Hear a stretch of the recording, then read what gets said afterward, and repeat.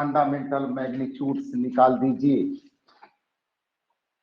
ठीक है, ठीक, तो लिखो given surface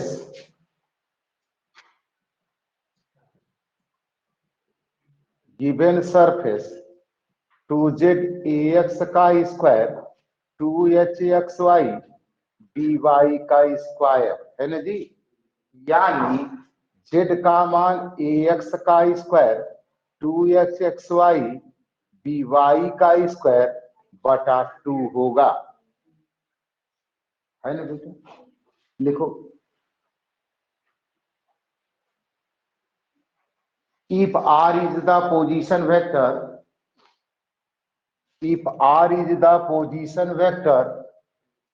any point, if r is the position vector of any point to the surface, तो r को लिखा जा सकता है x y z। ठीक है, तो r को लिखा जा सकता है, x लिख दें, y लिख दें, ax का स्क्वायर 2h(xy) अब by का स्क्वायर बटा 2 हो गया भाई। और दिस इज इक्वेशन नंबर 1। लिखेंगे x and y is the parameter, here x and y is the parameter, here x and y is the parameter। ठीक है, ठीक है, लिखेंगे r1 की वैल्यू क्या होगी, यह हो जाएगा 1, यह हो जाएगा 0, यह 2ax, यह 2hy बटा 2 होगा, यानी r1 का मान इसको लिख सकते बेटा तनी अपने समझने के लिए डेल r अपान, ठीक है, यह लिखोगे r1 का मान del r upon del x, यह 1 होगा, 0 होगा, ax प्लस hy ऐसे घेर दीजिए। ठीक है, r2 का मान निकालिए, r2 की वैल्यू निकालो, r2 की वैल्यू होगी del r upon del y, जो होगा 0, यह 1 होगा, यह 2h(x 2by) अपान 2, r2 का मान हो जाएगा 0 1, यह h(x dy), इसको भी हमने घेर दिया। ठीक है बेटा, अब निकालते हैं r11, हाई घेरना, 2 नंबर करना इसको। ठीक है, रहने दो, 2 नंबर हो गया भाई, भाई बराबर हुआ ना जी। हाँ, देखो r11 का मान मतलब del square r del x का स्क्वायर बराबर, इसका होगा 0 0 a होगा, r22 की जो वैल्यू होगी del square r del y का स्क्वायर 0 0 b होगा, है ना बेटा। डेल r12 का मान लिखो, तो डेल r12 का वैल्यू क्या होगी, यह होगा del square r del x del y, है ना जी। तो डेल अपान डेल y तो कहाँ है, निकाले थे ना, ये है del r upon del y, यही ना है जी। आप इसी को कर दीजिए, r12 की वैल्यू क्या हो जाएगी, r12 की वैल्यू हो जाएगी, x से डिफरेंशिएट करेंगे, यह होगा 0, यह 0 होगा, और h आएगा, यानी r21 का भी मान देख लो, तो 0 0 h आएगा। ठीक है, तो लिखो टू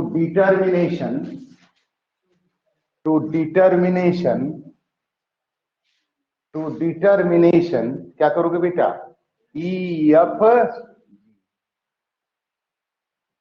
एफ जी निकालो। ई का मान क्या होगा बेटा, हम आपके भरोसे हम मिटा रहे हैं। R1 का ई की वैल्यू होगी R1 का स्क्वायर R1 डॉट R1। यानी आप समझदार हो चुके हैं। R1 कहाँ है, ये है, इसी का डॉट लेंगे तो 1 गुणे 1 क्या होगा बेटा, ये कितना मान होगा, 1 प्लस 0 प्लस क्या लिखेंगे, एक्स धन एच वाई का होल का स्क्वायर। एफ का मान होगा R1 dot R2। R1 dot R2 करेंगे तो यह 0, यह 0, यह हो जाएगा एक्स धन एच वाई और एच एक्स धन बी वाई। जी का मान होगा R2 डॉट R2, तो यह मान होगा 0 1 प्लस एच एक्स धन बी वाई का होल का स्क्वायर। अब निकाल लेंगे बेटा, R1 क्रॉस R2 निकाल दीजिएगा, ये एन कैप हो जाएगा बटा एच, यहां लिख दीजिएगा ई जी माइनस एफ का स्क्वायर बराबर एच का स्क्वायर लिख दीजिएगा, अब बटा एच कर दीजिएगा, निकल जाएगा ना। एल का मान, एम का मान, एन का मान निकल जाएगा। अगला लिखो, अगला लिखिए, अगला लिखो, आप अपने से बनाएंगे। Find the fundamental magnitude, find the fundamental magnitude, find the fundamental magnitude of the surface, find the fundamental magnitude of the surface, find the fundamental magnitude of the surface, fundamental magnitude of which parametric is given, which parametric equation, which parametric equation is given by x का मान a, u plus घुंडी मार भी, y का मान b, u minus v, और z का मान u इंटू भी। हम थोड़ा आगे बढ़ा देते हैं, हो जाएगा ना। आर इक्वेशन वेक्टर लिख लेंगे, any point on the surface, r का मान हो जाएगा आपको a u plus v, b u minus v, और यह यू भी होगा। बाकी आप निकाल सकते हैं, नहीं निकलेगा, निकाले हम। R1 का मतलब है u and b is the parameter, here u and b is the parameter, बन जाएगा ना।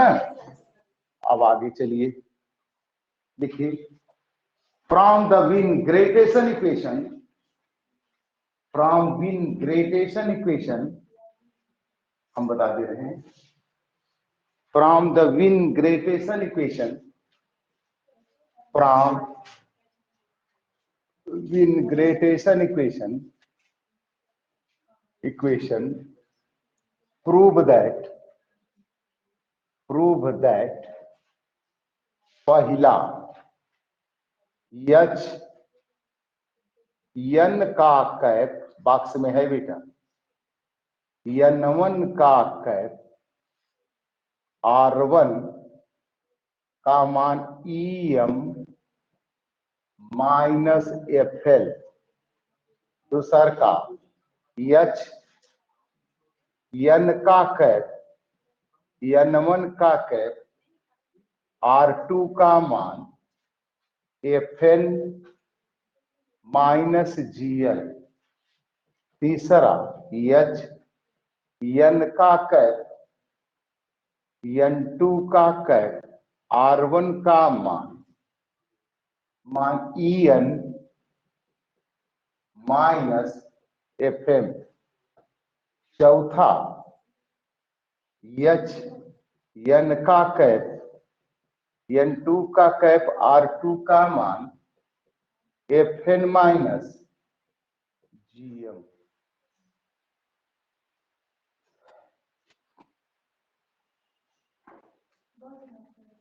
कितने करना है तो एक दो ठो हम बताते, दो ठो आप कर देंगे, ठीक है।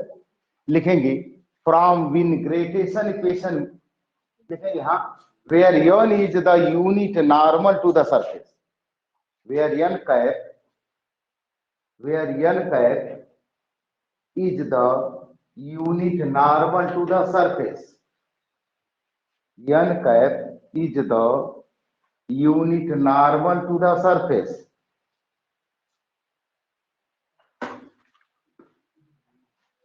n cap क्या है, नॉर्मल टू द सरफेस है। लिखेंगे, प्रूफ में लिख रहे हैं, we know that अब आपके भरोसे चल रहे हैं, we know that r बराबर RUV is the surface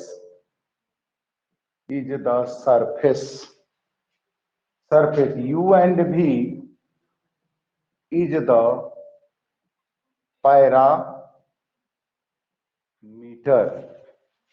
तो n कैप का मान R1 क्रॉस R2 बटा H होगा।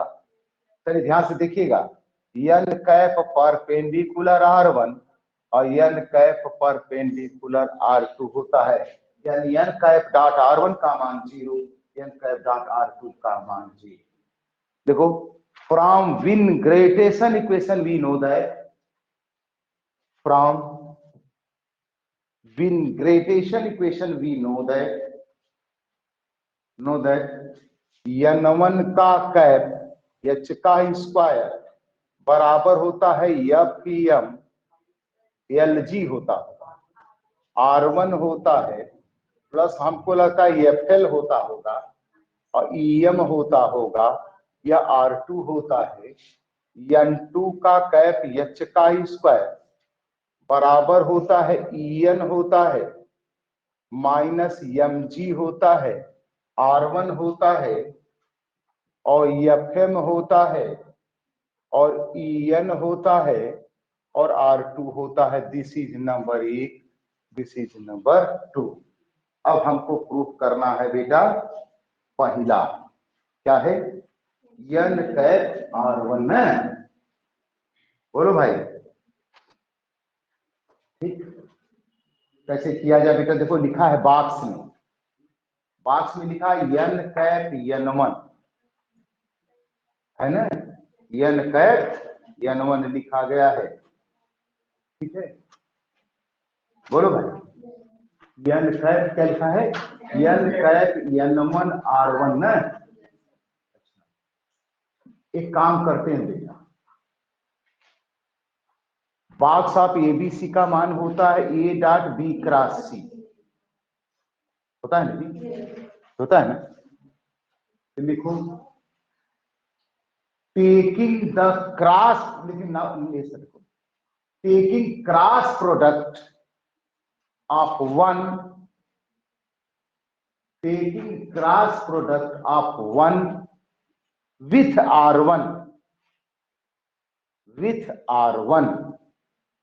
R1 वेक्टर फ्रॉम वन से।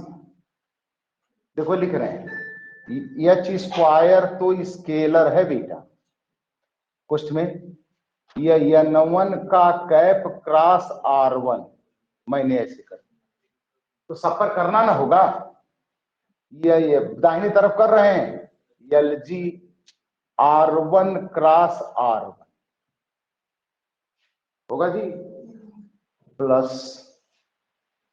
Fl होगा, Em होगा, R2 क्रॉस R1 होगा। क्रॉस प्रोडक्ट में ध्यान दीजिएगा, दाहिने तरफ R1 ले रहे हैं तो सब दाहिने तरफ लेंगे, ठीक है। इधर सुनो, ये h का square n1 cap cross R1 रहने दो, यह मान हो जाएगा आपको बेटा कितना, 0 ना हो जाएगा, ये हो जाएगा 0, इसको कर दे माइनस FL EM और कर दे R1 क्रॉस R2, या तनी और बना लो बेटा, EM minus FL R1 cross R2 minus का मतलब यह H का स्क्वायर N1 क्रॉस R1। तनी बेटा सिद्ध क्या करना है, बोलो भाई, H N का कैप N1 और R1, तो यह N कैप डॉट न है, N cap dot N1 cross R1 है, यही ना है। तो हम क्या ले लें, क्या ले लें, टेकिंग डॉट प्रोडक्ट, करो तो बेटा कितना मान आएगा, taking dot product, taking the dot product किससे ले लें बेटा, N1 से ना, बोलो भाई, हाँ ले आ जाए, taking dot product with N cap से, जैसा सवाल में दिया है, taking dot product with N1 का N का कैप, तो देखो जरा, यह H का स्क्वायर रहेगा कोष्ट में, ऐसे कर देते हैं मिडिल ब्रैकेट में, N का cap dot N1 cross R1, इस तरह से, ये तो फंडामेंटल मैग्नीट्यूड है, यह EM माइनस FL और लिख दे बेटा क्या, N का cap dot R1 cross R2 कर दे बेटा, बोलो भाई, है ना, ठीक, जरा गौर से सुनिए, यह तो बन जाएगा H का स्क्वायर बॉक्स ऑफ N का कैप N1 और R1 बन जाएगा।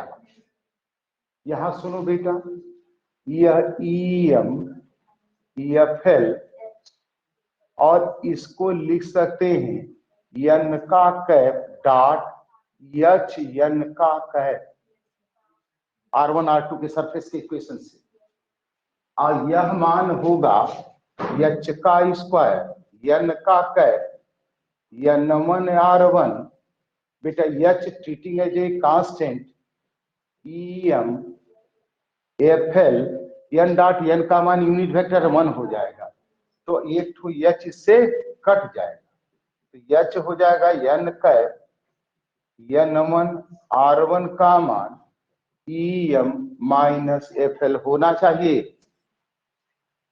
है ना। अब फिर क्या करोगे बेटा, दूसरा का रिजल्ट लाने के लिए, टेकिंग, देखो सवाल पढ़ो पर R2 लिखा है, तो लिखो टेकिंग द क्रॉस, पर एक तो दो कर देते हैं, दो आप करिएगा, टेकिंग द, क्या लिखें, cross product with R1 with R2, taking cross product of 1 with R2, with R2 से करो एक ठो, तो कितना होगा बेटा जरा बताएंगे, देखो लिख रहे हैं, H का स्क्वायर कॉमन N1 का कैप क्रॉस, क्या लिख दे बेटा, R2 बराबर हो जाएगा, क्या लिखेंगे बेटा, यह जरा देखो, FM minus LG R1 cross R2 plus होगा FL माइनस LG EM ना, EM R2 cross R2, high हो जाएगा 0, यह होगा H का स्क्वायर N1 का कैप क्रॉस R2, यह हो जाएगा FM minus LG R1 cross R2 को N कैप H लिख सकते हैं, N का कैप H और यह 0 सरफेस अब फिर कर दो बेटा एच का स्क्वायर एन का कैप डॉट n1 का कैप क्रॉस r2 का मान यह fm हो जाएगा माइनस LG हो जाएगा H हो जाएगा और n का कैप डॉट n का कैप होगा ना जी। n ले लिए दोनों तरफ यह होगा H एक ठो कट जाएगा n का कैप n1 का कैप r2 का मान यह fm माइनस LG होगा। तो बेटा फिर क्या लिखेंगे दो को उसी तरह फिर r1 से r2 से और आप क्या ले लेंगे n का कैप ले लेंगे हो जाएगा ना। बोलो भाई बोलो हो जाना चाहिए। देखो विथ यूजुअल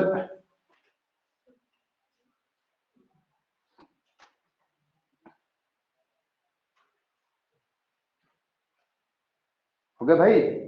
अगला लिखो with the usual notation prove that with the usual notation prove that with the usual notation prove that with the usual notation prove that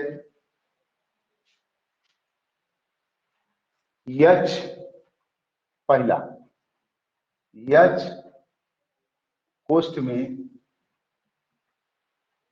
h n का कैप क्रॉस n1 का cap बराबर m r1 l r2 दूसर का h n का cap cross n2 का cap n r1 m r2 होना चाहिए। ठीक है where n cap is the unit normal where n cap is the unit normal n cap is the unit normal to the surface. देखिए since r बराबर r u v is the surface u and v is the parameter तो n का cap हो जाएगा r1 cross r2 बटा h n का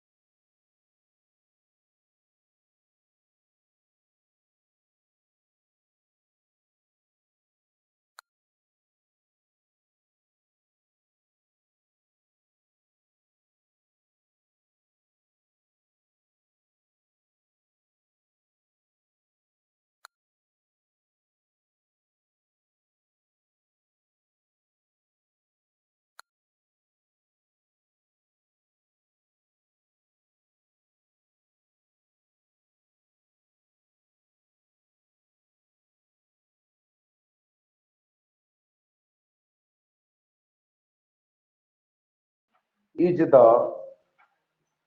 parameter. तो n का कैप हो जाएगा R1 क्रॉस R2 बटा H। n का कैप परपेंडिकुलर R1 और n का कैप परपेंडिकुलर R2 होगा और H n का कैप बराबर R1 क्रॉस R2 होगा। ठीक है, और दिस इज इक्वेशन नंबर 1 ए। ठीक, H भी क्या है, स्केलर है। देखो डिफरेंशिएटिंग, देखो आपको n1 आना चाहिए, n2 आना चाहिए। n1 n2 तभी आएगा जब u और v से डिफरेंशिएट करें। देखो differentiating A with respect to u parameter, differentiating a with respect to u parameter। ठीक है, करो डिफरेंशिएशन बेटा, डिफरेंशिएशन करिए, करो तो जरा। यह होगा h1 n का कैप प्लस होगा h, क्या लिखेंगे, n1 का कैप बराबर, डिफरेंशिएशन कर रहे हैं बेटा। R1 का डिफरेंशिएशन देखो ऐसे लिख रहे हैं, dd of du R1 cross R2, यही कर रहे हैं। फिर लिखते हैं h1 n का कैप h n1 का कैप। बेटा ये डिफरेंशिएशन क्रॉस प्रोडक्ट का है, ऑर्डर चेंज नहीं होगा। ये u के सापेक्ष जाएगा तो R11 क्रॉस R2 होगा और यह R1 क्रॉस R12 होगा जी। बोलो भाई क्या लाना है रिजल्ट में, बताओ हमको बेटा। n क्रॉस n1 चाहिए ना, n क्रॉस n1 चाहिए आपके रिजल्ट में। ठीक है, n क्रॉस n1। तो एक आप करते हैं कि इसमें n का क्रॉस प्रोडक्ट कर देते हैं। देखेंगे सवाल को देखते हुए, taking the cross product with n का, taking the cross product of n का कैप, तो h1 हो जाएगा यह n का कैप क्रॉस n का कैप, यह होगा h n का कैप क्रॉस n1 का कैप होगा जी। लिख दियो ना क्रॉस प्रोडक्ट। फिर लिखते हैं बेटा यह n का cap cross R11 cross R2 plus होगा n का cap cross R1 cross R12। ठीक है, this will be equal to, सवाल को देखते हुए रिजल्ट बनाएंगे आप। इधर सुनो, ये समान वेक्टरों का क्रॉस प्रोडक्ट है 0, यह तो हो जाएगा 0, यह h हो जाएगा n का कैप क्रॉस n1 जो आपको लाना है। ठीक, और बेटा हमने आपको पढ़ाया है a cross b cross c 132 123 फार्मूले से हम लिख देते हैं, मित्रों ने भूल जाओगे। A vector cross B vector cross C vector बराबर होता है 1 2 3 132 ऋण 123। समझ रहे हैं ना, तो इसके हिसाब से करते हैं इसको, बराबर यह n cap dot R2 R11 होगा, माइनस होता है n का कैप डॉट R11 और यह क्या होगा R2। तो है, अरे 1 2 3 132 123। ठीक है, पहले गेहूं का करो तो बेटा प्लस n कैप डॉट क्या लिख दें R1 R12 माइनस गलती लिखी n का cap R12 R1 minus n का कैप डॉट R1 R12 होना चाहिए। बोलो भाई, बोलिए। आगे साहब, यह हो जाएगा आपको, यच हो जाएगा यन का कैप क्रॉस यन1 का कैप बराबर, बेटा ऊपर से आप जानते हैं, यहां नहीं लिख दो पहले, यन का कैप परपेंडिकुलर R1 एंड यन का कैप परपेंडिकुलर R2, तो यन का कैप डॉट R1 का मान 0, डॉट R2 का मान 0 होगा ना। अब fill up the blanks with the suitable word, यह यच हो जाएगा यन का कैप क्रॉस यन1 का कैप बराबर होगा, हाई तो 0 होगा साहब, और हाई हो 0 होगा ना जी। तो तनिक देखो, यन कैप डॉट R12 का मान हमको लगता है यम R1 हो जाएगा, और यह माइनस यल R2 हो जाएगा, यच हो जाएगा यन का कैप क्रॉस यन1 का कैप यम R1 यल R2 हो जाएगा। दूसरा का नहीं कर लोगे, उसको किससे पैरामीटर से डिफरेंशिएट करोगे, भी से। देखो करें हम, देखो अगेन क्या नंबर दिए, अगेन लिख लो तो इसके आगे कर लेना था। Again differentiating a with respect to parameter v, और टेकिंग एन क्रॉस ले रही है ना। हो गया भाई, बोलो भाई, हो गया। अब लिखो, चैप्टर खत्म हो रहा बेटा यहीं पर। लिखो नॉन, एक पन्ना छोड़ करके लिखिएगा, ठीक है।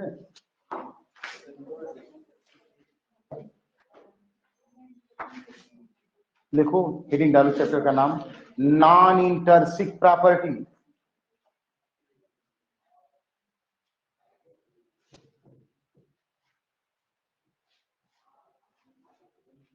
Non intrinsic, INTERNSIC, intrinsic properties of the surface, ये चैप्टर का नाम है बेटा। ठीक ठीक है।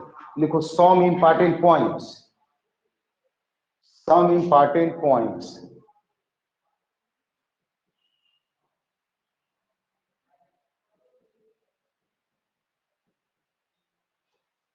सम important point.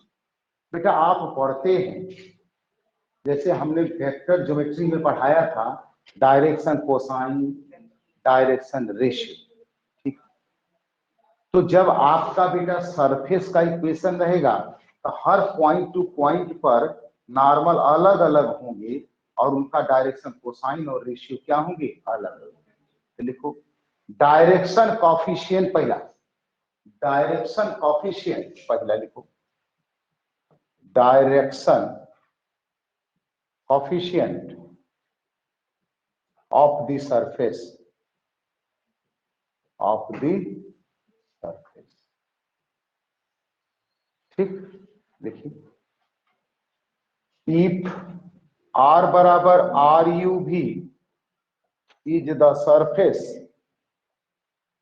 is the surface PUV is any point on the surface, on the surface, PUV क्या है, सरफेस पर कोई बिंदु है। आप जानते हो, मैंने आपको पढ़ाएंगे, देखिए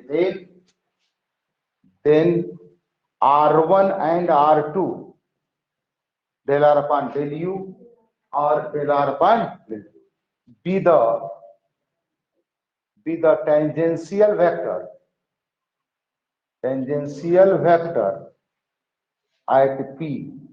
कहे थे तो हम दिखाए थे बेटा, टेंजेंट के रूप में PUV पर है, टेंजेंशियल वेक्टर हो जाते हैं। देखेंगे देन डायरेक्शन कोफिशिएंट, इसमें कोई लड़का नौनहरा का भी है? नौनहरा क्षेत्र का कोई लड़का नहीं? हेलो हेलो, बंद क्या जी? हेलो, अरे क्या हो, कोई नौनहरा का लड़का है जी? अरे सुनाई दे रहा था, हम जो कह रहे हैं वो सुन रहे हो? नौनहरा बेट का कोई लड़का है? नौनहरा का कोई लड़का है उसमें ग्रुप में? Then the direction coefficient of the surface noted by LM, इसको कहते हैं बेटा, यह होता है du बटा ds और dv बटा ds। नहीं बेटा, दो ये पैरामीटर हैं, दो ही होंगे, du बटा ds और dv बटा ds। यल का मान क्या होगा? du बटा ds और dv बटा ds। ये क्या है? Calculate then direction coefficient is noted by and defined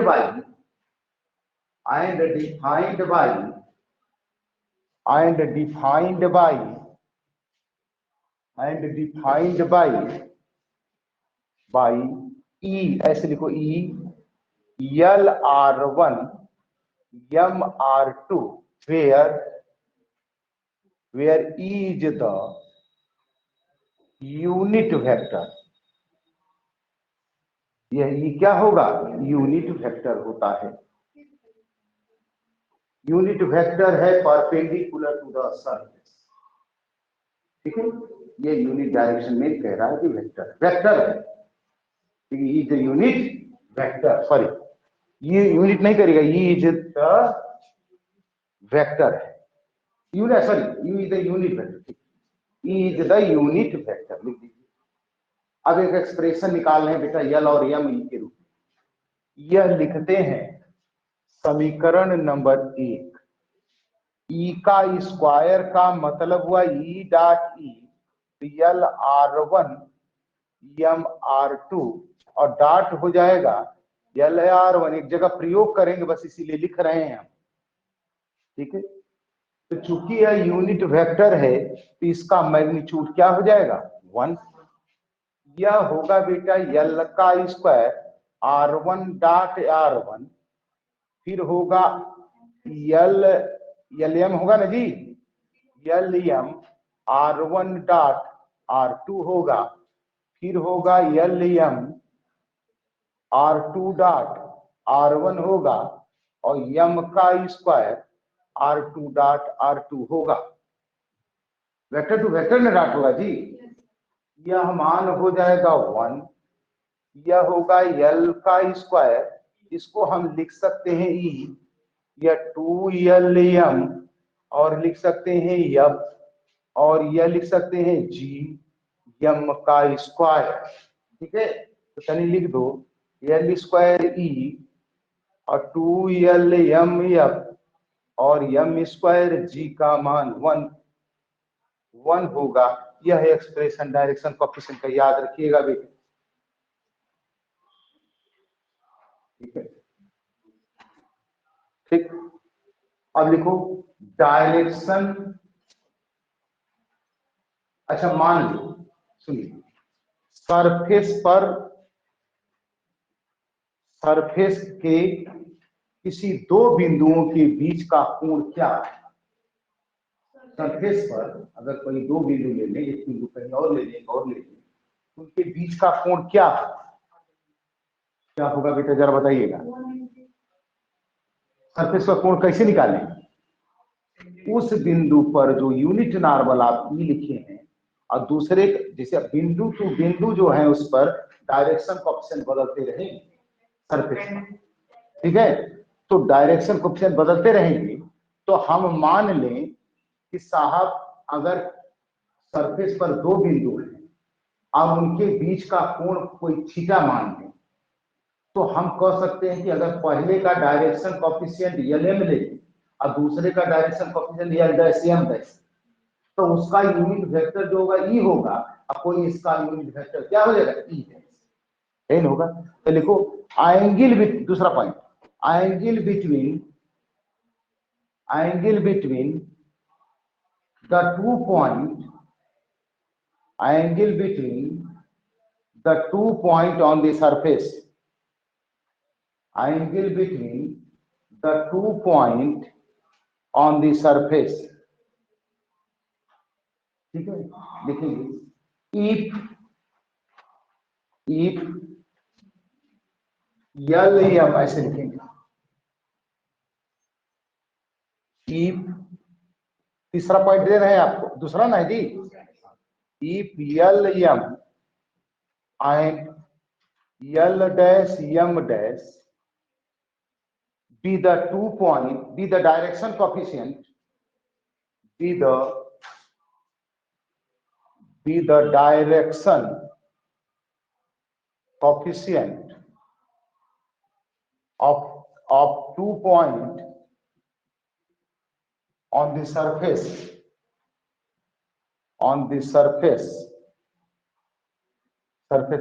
if angle between them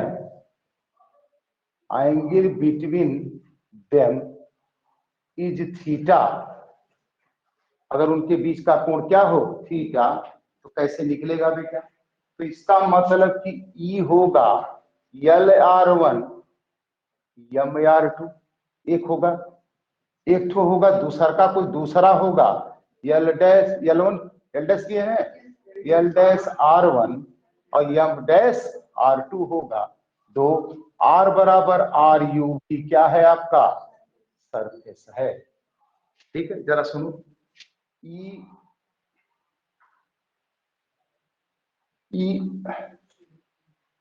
कहीं बेटा लिखो, ई डॉट ई डैश का मान कहीं बताना बेटा, LR1 MR2 dot L dash R1 M dash R2 होगा, जरा सुनो, यह होगा मॉड ई डैश और cos थीटा होगा, इसी के पीछे में कौन होगा, इसका एक्सप्रेशन निकालो, तो यह L डैश ई कर दे बेटा, फिर कहीं और लिख दो, तो प्लस M डैश जी कर दे, फिर एक ठो आएगा बेटा, जरा कहीं हमको बताओगे तो, एक होगा M डैश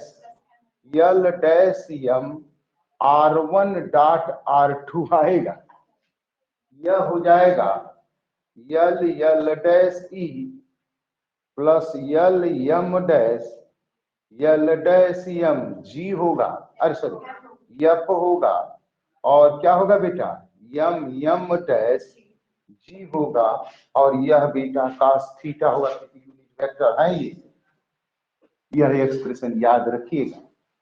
अब एक हेडिंग तनी सा बच गई है बेटा, आपको डायरेक्शन रेशियो का, वह बता देंगे, तब आपको इस पर थ्योरम शुरू करेंगे, का उपयोग हम करेंगे, ठीक है, तो आज हम सर में इतना ही रहने दिया।